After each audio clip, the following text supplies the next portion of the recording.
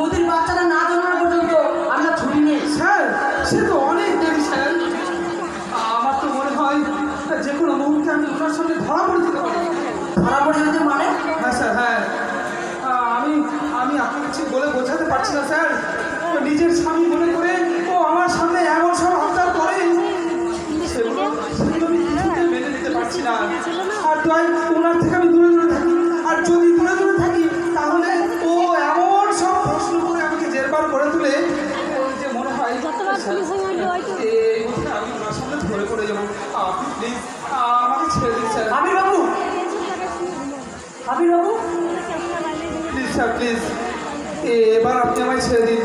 আপনার বন্ধু তো এখন অনেকটা সুস্থ হয়ে গেছে। সে কি আপনি যে বলেছিলেন আপনার পরিবারে কেউ নেই? পরিস্থিতির চাপে পড়ে স্যার আপনাকে সেদিন মিথ্যে কথা বলেছিলাম। আবির বাবু, আর আজ তো আপনার বন্ধু অনেক সুস্থ হয়ে গেছে স্যার। তাহলে আমার মতো এই নকল স্বামীর ভালোবাসা বোধহয় আজ আর ওনার প্রয়োজন নেই। তাই বলছিলাম কি স্যার, এবার আসল সত্যিটা ওনার সামনে প্রকাশ করে দেন যদি। না আবির বাবু না, বৌদি এখনো মানসিক দিক থেকে সম্পূর্ণ সুস্থ নয়। তাই বলছিলাম আরো কয়েকটা দিন অন্তত। এ কি বৌদি, আরে এসো এসো, আমরা তো তোমারই কথা মানে দাদাকে বলছিলাম আর কি একদিন একটু বাইরে বেরিয়ে এসো।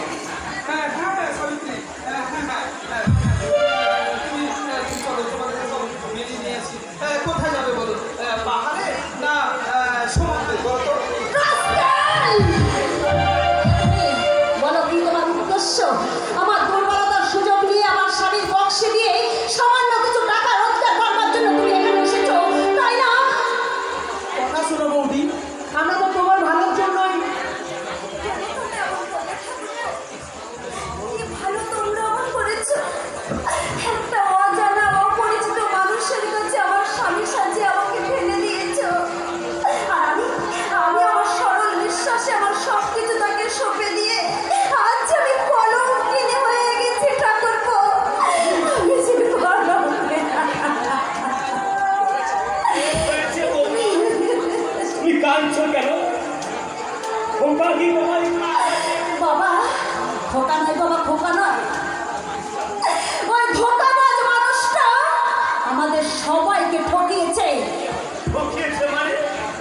ও আপনার ছেলে নয় বাবা, বৌমা! আপনার ছেলের মতোই দেখতে ও একটা প্রতারক।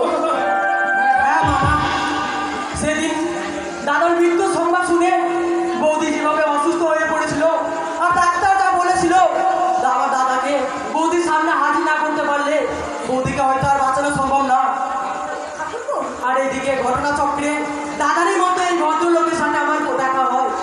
আর তখনই আমি তখনই এই ভদ্রলোককে আমার নকল দাদা সাজিয়ে এই বাড়িতে আমি আনি।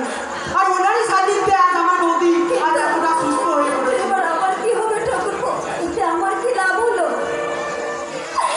আবার তো আমাকে নতুন করে সাজতে হবে।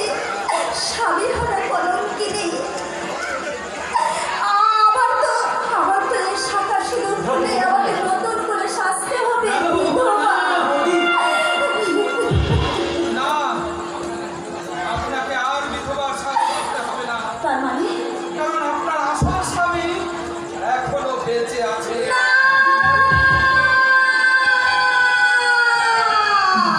হ্যাঁ, ওই অভিশাপিত এবারে একমাত্র ছেলে অর্ক।